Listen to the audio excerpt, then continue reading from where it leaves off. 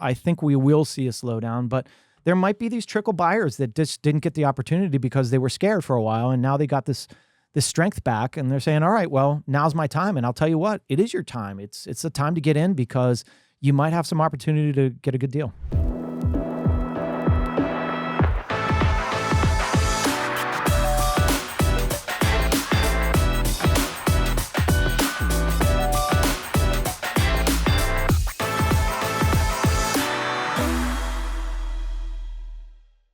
How's it going, everyone? Welcome back to another episode of the Shawn and Matt Show. My name is Matt, that is Shawn, and welcome to our show. Shawn, in today's episode, we're going to be going over the April numbers for Arlington County, and the headliner is that active listings are up 67% year over year in April 2025 compared to 2024.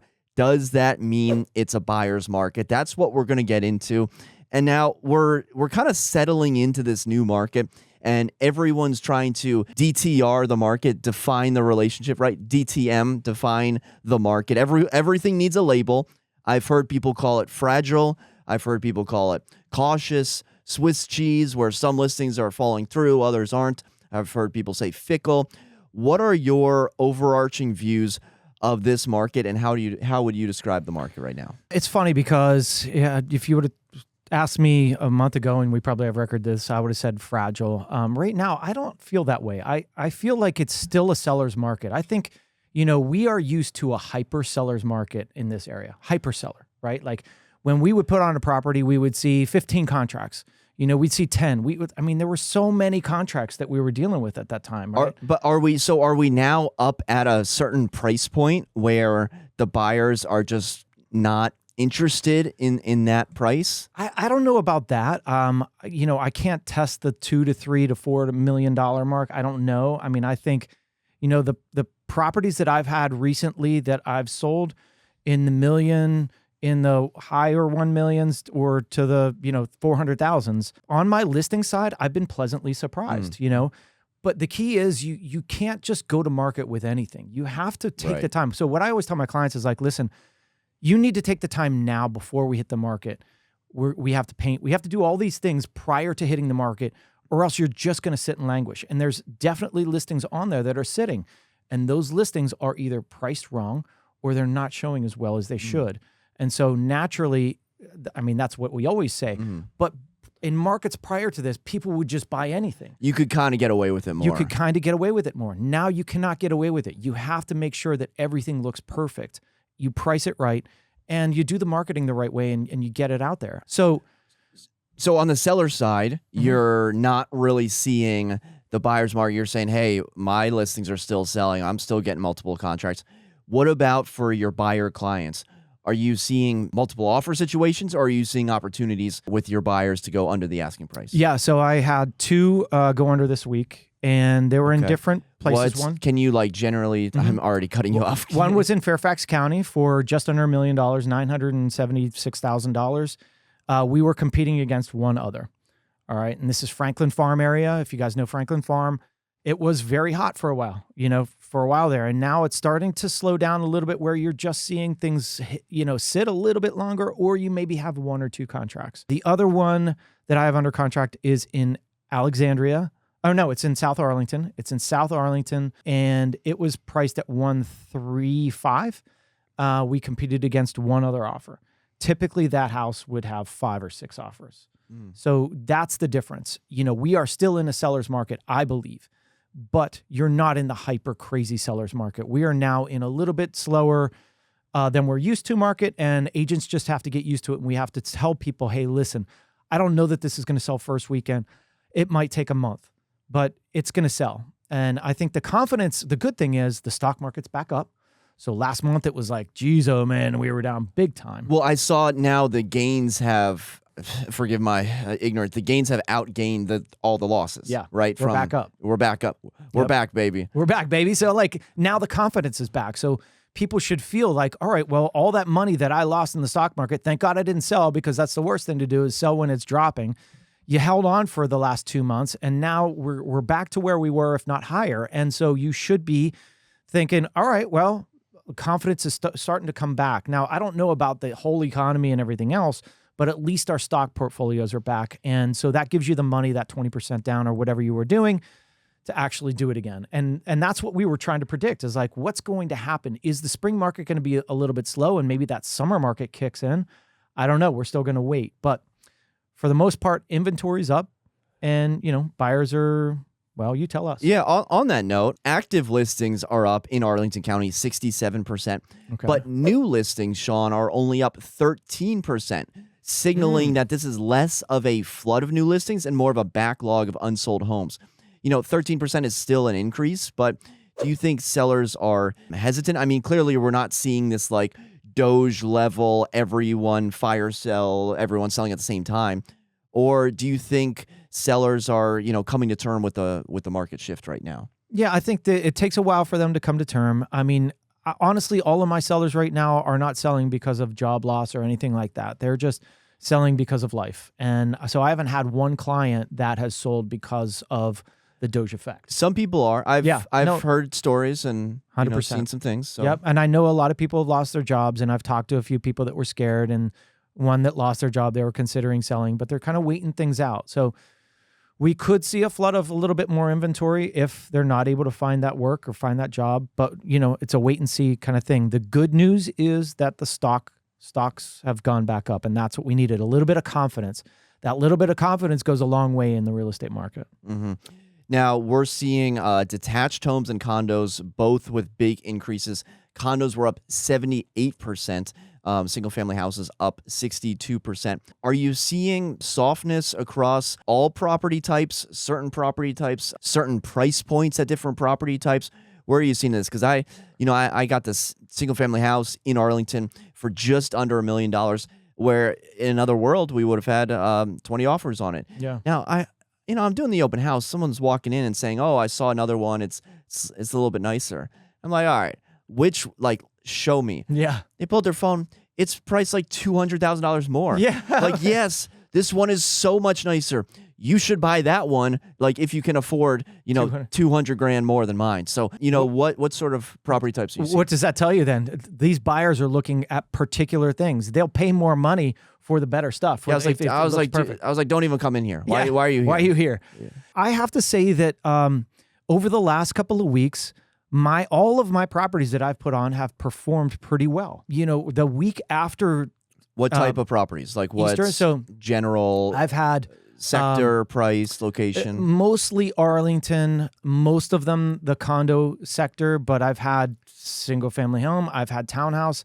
I've had every single one of them move. And so that week after spring break, I put on 3 properties, all three Ballston condos in different price points, 400, 700, and 600.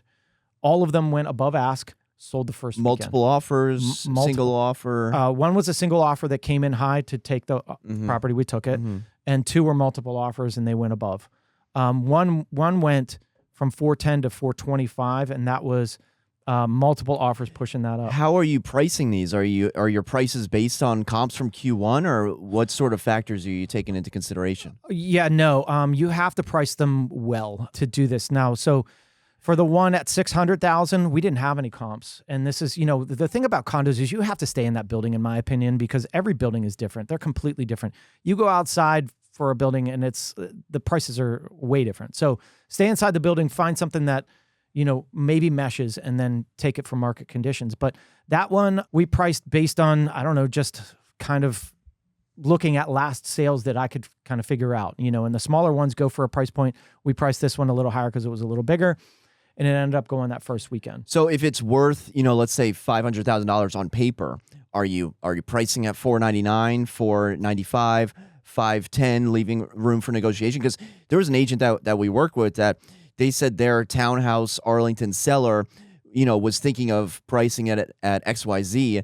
And she was like, I don't know about that. Everything's going for XYZ minus, 30,000. Yeah. And they ended up getting over what the seller thought they were going to get. And so there was this almost contradiction of valuation at that point. Yeah. So when I look at these, when I was looking at, say, pricing the other ones that got multiple contracts, I priced it. It was beautiful.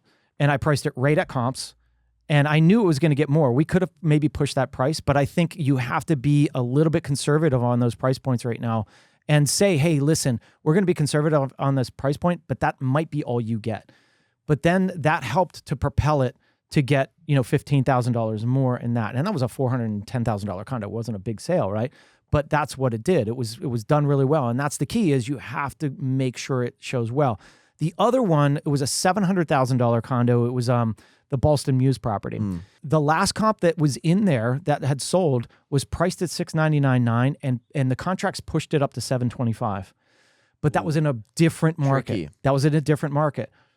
And so I talked to my clients and I'm like, listen, we could price this above 7, but in this market, we have to be careful. So we priced it at $699. We did $699.9, and we got 3 different offers. I ended up getting $718,000.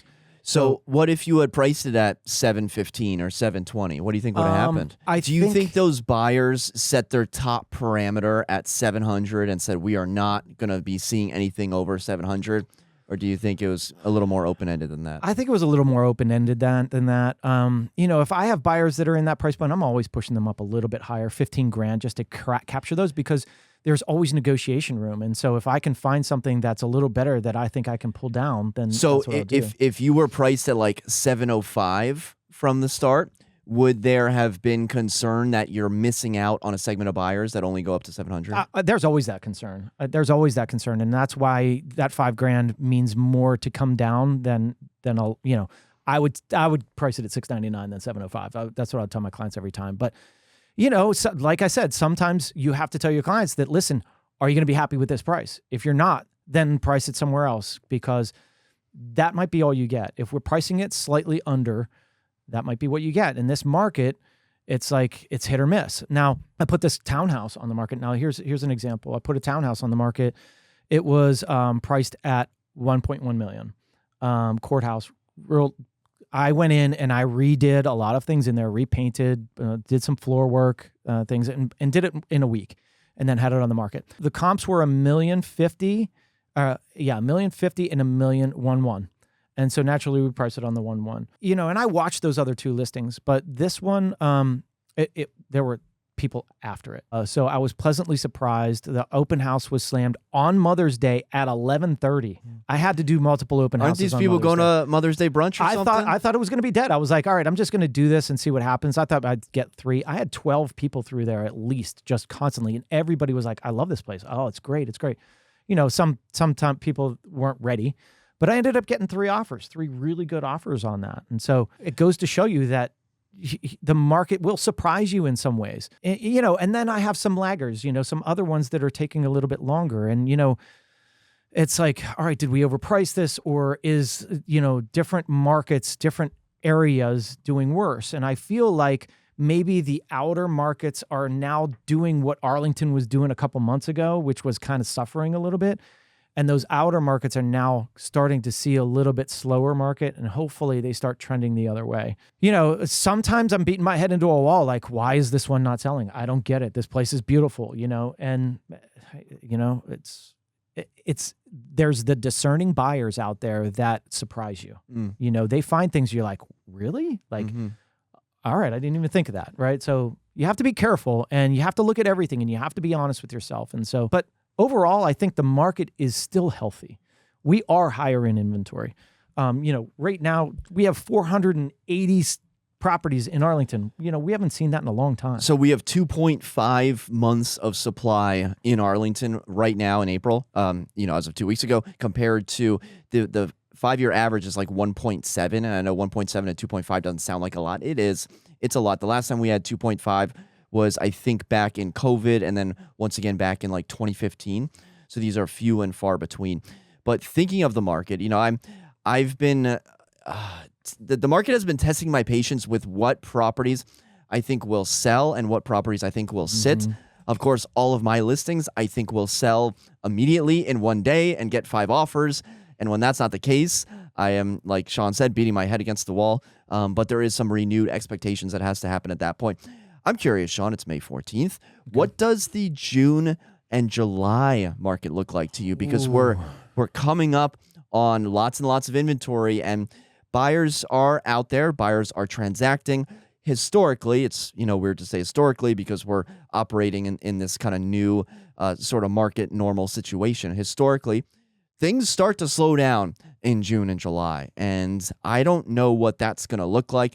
I don't know if the spring market was just Q1 of like January and February, and now things have already slowed down. What are your thoughts on the June and July market? Man, I'm always a positive person thinking of this. Now, one negative I'll say is that Memorial Day is like next week. Like that's early, right? That's early. It's very early in May 24th. It should just be the last weekend in May. Yeah, so that screws things up. So naturally, that weekend is going to be slower because people they're like, hey, this is the weekend, let's go, right? They're going to be gone. So, and when we say holidays are slower, they are. They're slower. When we said Easter weekend was going to be slower, it was dead slow. Except for your mother, specifically your Mother's listing. Day, yeah. Your Mother's Day listing. Every other listing slow, Shawn Mother's Day. My Mother's Day list. I had 2 listings that day, and they had both good traffic. Hey, but my Alta Vista listing right now, I don't have that under contract. It hasn't been on a week yet. But man, if you want to see an amazing property, I'm going to sell my property, but like this thing is a 2-bedroom den. And it's been completely renovated right on top of the Boston Metro, 23rd floor, views of the cathedral for $680,000. I mean, like, it's a really good price property. I'm really surprised that one hasn't moved yet. So if you're looking for a good condo, that's a good one. Are you getting showings on it? I am. Yeah, I am. But, I was a little bit limping into the weekend. I didn't come on until Friday. I didn't have my normal setup. You know what I mean? So I like my normal setup where I can get those pictures a little bit earlier and get ready. And sometimes you're just not afforded that time. And so you kind of limp into the weekend. You're a little bit late. You might not get the showings that you want. But the open house was pretty good. The open house had, for a condo on Mother's Day, 10 groups through. All right, well, you've been on the market for 5 days. So, maybe take a deep breath. Yeah, I know. We all can't sell them in one day like you usually do. Yeah. Maybe it should take 2 weeks to sell a Boston condo. You're right. All right, Shawn. Well, that's just going to about wrap it up. Do you have any numbers or any other thoughts that you want to share with us before if you want to go over numbers, I'll go over numbers real quick. So along the orange line, we've got 49 one-bedrooms, 19 pending. What's that tell you? I don't know because nothing is compared to anything. You got about 2.5 months of inventory. 2 bedrooms, 51. So in a normal market, we're seeing teens on this side, right? Both of them. We're seeing like 15, maybe 20. Now, could these be possible move-up buyers that are struggling to buy the townhouse, buy the single-family home until they sell this condo that could be languishing on the market? I don't think so. I don't know. I think these are more targeted condo buyers. But to answer your question, last year at this time, 23 and 31. Right now, 50 and 50 something. Oh, right? wow. Okay, so that's helpful to know. Yeah, so we're up a pretty good amount. Townhouses are performing pretty well. We have 16 active in North Arlington. We have 162 active single families in North Arlington, 93 pending. So we have a bunch under contract, but this is higher inventory than we're used to. And then total inventory, Arlington listings, we have 488 total listings. We have 253 pending. So we have a little over, what is that, 2 months, somewhere around 2 months of inventory. And 44 went under contract in Arlington this week. So compare that to a couple weeks ago. That March weekend that I was telling you, or that April weekend that was crazy, we had 63 go under contract. This week we had 44. So there was something about that week that everybody just came back and went hard. Yeah. And so maybe we'll see that after Labor Day, or maybe there'll be like a random after weekend. Memorial Day, Memorial Day. Yeah, because remember, we're still in May, and May is typically the really good month to sell. And so I still got properties coming on the market, and we're trying to hit it.